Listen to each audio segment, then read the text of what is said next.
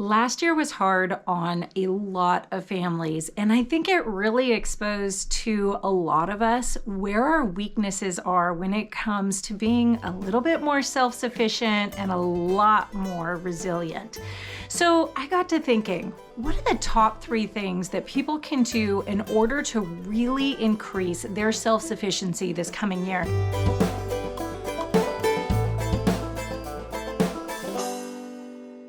I thought it would be a lot of fun to not only get my opinion, but also to get some other opinions. So I asked my good friend, Melissa K. Norris, to jump in and create a video of her own with her top 3 recommendations. I'm gonna link to that at the end of this video.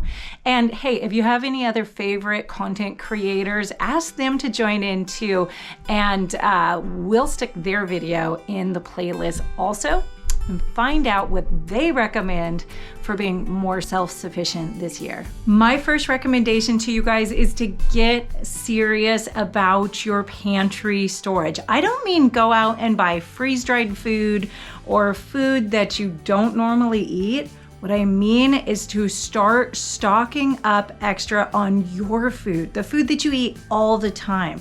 Now, if you can grow something, you can go to the farmer's market, get serious about preserving food.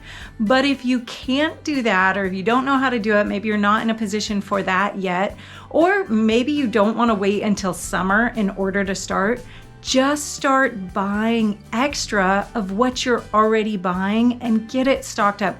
I know that means we have to be a little bit creative about finding space for food storage in our house, but you guys really, really need to take this seriously. Start stocking up and filling your pantry. You should not be eating the food that you just bought. You should have months of food on hand. And I know, you hear this a lot, and it's one thing to say, yeah, I'm gonna do that. That's a great idea.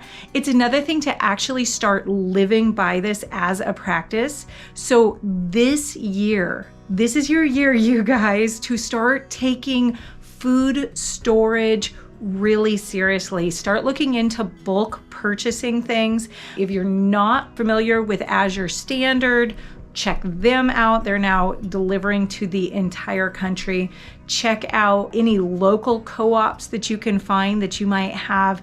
There are a lot of options open to you guys for bulk buying. You just have to go out and find them. But this year, get serious, get determined, and start stocking up on food so that you always have a buffer. Whether things get crazy in the world like they did in the last year and things get difficult to find because grocery store shelves get empty or supply chains break, or whether you have a personal crisis in your own life, you guys, it happens to all of us. This is not a rare thing to lose a job, to have a health crisis, to have a situation where you're so busy trying to take care of a loved one who's ill or having a problem that you don't have the time to go shopping. We should always be stocked up, stocked ahead of what we need. Step number 2 that you can take has to do with growing more calorie-rich crops in the garden. You can survive on this if you have to, but you can't survive on this. Growing things like pumpkins, potatoes, corn, root veggies will help make your garden be able to not only give you nutrient density, like with your greens and your fresh eating stuff, but calorie-rich crops that'll help you to survive if it gets hard to get to the grocery store for any reason.